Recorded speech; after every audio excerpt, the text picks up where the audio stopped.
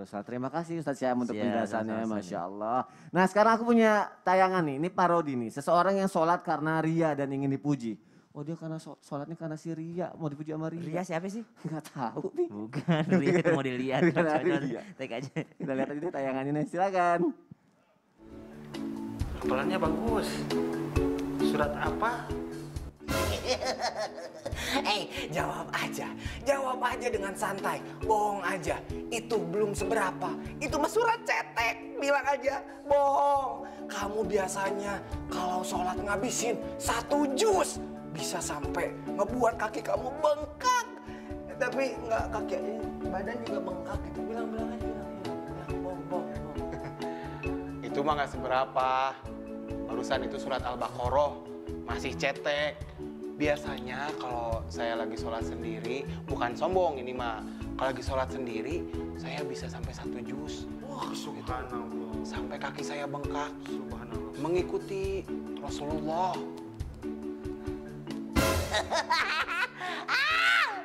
Salatnya tidak akan berarti apa-apa karena ria dan sombong. Waduh. Tapi setan zaman sekarang giginya putih-putih ya. Nggak tahu lah itu ya. Sikat gigi. Rajin ternyata. kayaknya. Rajin. Itu kalau sholat tuh kan nggak boleh ria ya. Kita sholat karena Allah ya jamaah ya. Mau nanti akhirnya Allah ngasih kita kekayaan, rezeki yang berlimpah atau kesehatan. Kan ya itu mungkin urusan nanti gitu ya. Tapi pasti jamaah juga bertanya-tanya. Kalau nih kalaunya aku nanya sama Ustadz Maulana. Kalau kita sholat karena ada embel-embelnya Ustadz. Misalnya pengen kaya, pengen masalahnya selesai. Pokoknya ada tujuannya aja. Itu boleh apa enggak? Hukumnya seperti apa Ustadz Maulana? Baik, Silakan Ustadz. izin Ustaz Nada, Ustaz Syam. Bismillahirrahmanirrahim.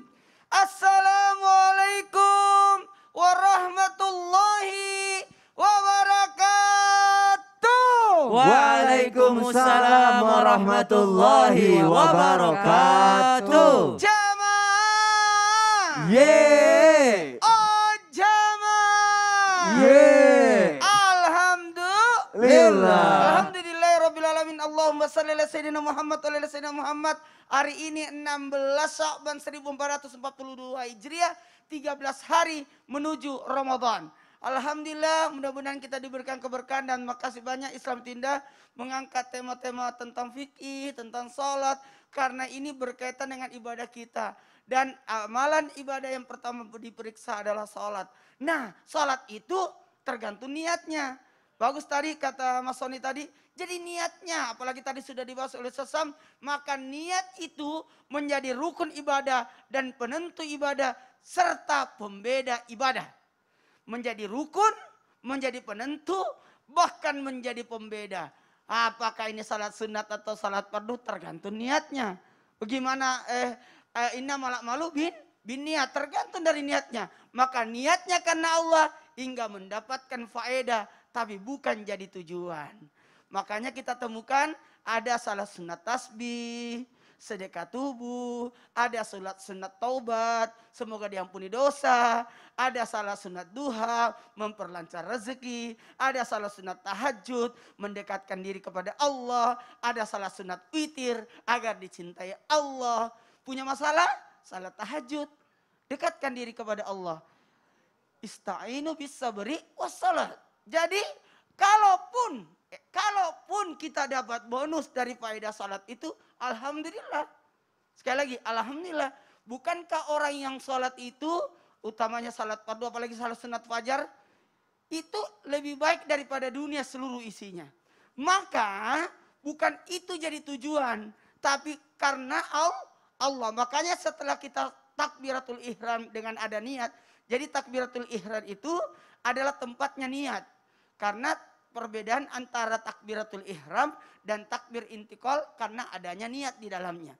Dan mohon maaf, setelah itu pasti kita baca doa iftitah. Inna salatu wa nusuki wa mahyaya wa mamati. Itu kan menandakan bahwa salatku, hidupku, matiku karena Allah. Ingat, salat fardu itu tujuan penciptaan kita diciptakan untuk menyembah Allah, untuk menjadi hambanya Allah. Maka kalau kita salat duha dapat diberikan kekayaan, bisa enggak? Kata Mas Soni, bisa enggak? Bisa enggak tuh, Ustaz? Jawabannya bisa, tidak ada masalah. Nah, kalaupun tujuannya itu, Ya. itu terlalu kecil. Hah? Terlalu kecil karena satu pahala di dunia itu, artinya satu pahala itu tidak muat untuk dibayar dengan dunia seluruh isinya. Tidak. Orang akan lebih memilih pahala, tapi orang kan sekiranya siapa yang sholat di masjid Ya. akan diberikan satu karung beras, pasti penuh itu. Penuh. Nggak usah 100.000 aja. Kalau Penuh siapa yang semua. datang pasti penuh. Nah, padahal itu baru iming-iming seperti itu. Tapi sekiranya orang lihat pahala, maka orang berlomba-lomba untuk mendatangi tempat sholat. Atau andai kata dilihat pahalanya azan atau pahalanya saf pertama, orang akan bertengkar ataupun diundi. Baru bisa seperti itu. Bagaimana kalau mau posting di media sosial? Itu lebih parah lagi tuh. Jangan dulu.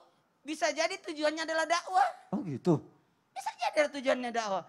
Jamaah, jangan lupa ya, tonton Islam Itina besok. Kita akan membahas tentang sholat. Itu ria enggak? Enggak. Bukan, itu promo. Bener-bener, iya bener promo. Iyalah biar promo tahu. gitu kayak gitu. Malah takutnya jadi Itu malah ngajakin. takutnya jadi malah kita yang dosa. Oh nih orang ria nih Enggak, ria sebenarnya enggak. tujuannya beda Jadi ya. kalau Jadi Sasam kita yang itu dosa. jalan berpegang sama jihan, Itu apa? itu bukan Bukan ria. itu kemesraan. Itu kemesraan, ya kan? Itu promo juga, Masya Allah. Dan itu juga. Ame, sudah. Oh ya udah ya, itu juga pahala, itu yang paling penting karena romantisme dalam keluarga ya, Masya Allah. Jamaah tadi kita udah bahas mengenai niat ya, niat sholat seperti apa, bagaimana caranya sudah dijelaskan. Tapi kalau yang lupa niat itu gimana nih? Aku mau nanya sama Ustazah Nada nih, kalau kita lupa niat. Kita sholat asar, ternyata kita niatnya sholat zuhur gitu kan. Atau bahkan tiba-tiba, kayaknya gue belum niat nih. Itu gimana? Sholatnya dibatalin dulu atau enggak? Atau sah apa enggak sholatnya? Aku mohon penjelasannya Ustazah Nada, silakan.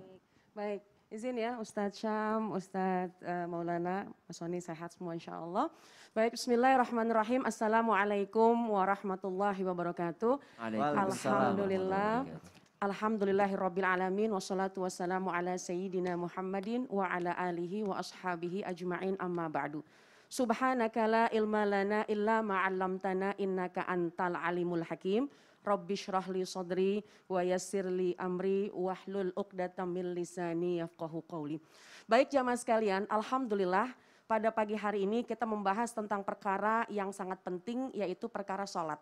Karena tadi sudah dibahas oleh Ustadz Syam, Ustadz Maulana bahwa memang perkara sholat ini adalah perkara yang pertama ditanya nanti di hari kiamat. Awwalu ma yuhasabu bihil abdu yaumal qiyamah as-sholat. Perkara pertama yang akan ditanya nanti di hari kiamat yaitu perkara sholat. Dan juga rukun pertama di dalam sholat adalah urusan niat. Kalau niatnya tidak diucap maka tidak sempurna sholatnya. Lalu bagaimana ketika dalam pelaksanaan sholat di tengah-tengah lupa? Emang manusia tempatnya lupa. Tempatnya lupa, tempatnya khilaf, tempatnya salah ya. Dan itu sangat wajar sekali. Lalu bagaimana nih hukumnya? Nah, saya ingin menyampaikan ada di dalam kitab Safinatun Najah yang memang ini biasa digunakan oleh kita mayoritas yaitu Imam Asy-Syafi'i. Niat itu terbagi 3 tahapan, terbagi 3 kelompok. Tingkatan yang pertama yaitu niat mengerjakan sholat fardu. Maka ketika sholat fardu, zuhurnya harus disebut, asarnya harus disebut, subuh, maghrib, isya harus disebut.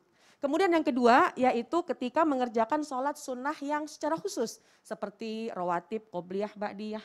Kemudian sholat sunnah gerhana misalnya. Nah ini juga harus disebut. Kemudian yang ketiga ketika mengerjakan sholat sunnah yang mutlak.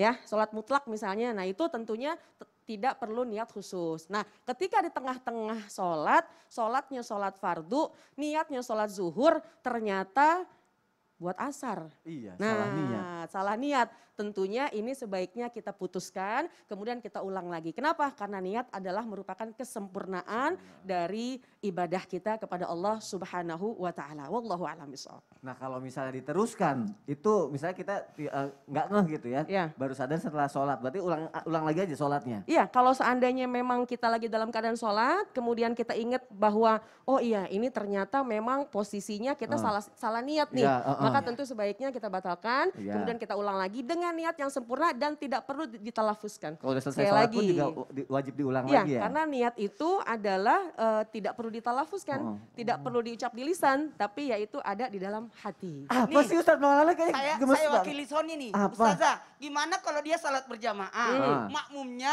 lupa niat? Apakah ikut aja sholat? Kan malu kalau berhenti sholat. Makmumnya lupa niat, berarti yang salah niat adalah makmum. Ya. Maka ketika memang makmum memiliki, makmum kan berarti ngikut sama imam. Ya. Berarti insya Allah itu niatnya sudah ikutan dengan imam. Alhamdulillah. Wallahu Oh a'lam. gitu. Tapi kalau nanya mulu nih. Gak apa-apa. Nanti aja. Ya, Nanti aku akan baik. nanya banyak lagi ya sama Siap. Ustazah Nada ya. Nggak apa-apa ya. Siap ya. Siap insya Allah. Karena aku mewakili jamaah juga pasti kepo banget nih. Sama aku juga kepo banget. Apalagi sekarang nih aku pengen nanya lagi sekarang sama Ustadz Syam.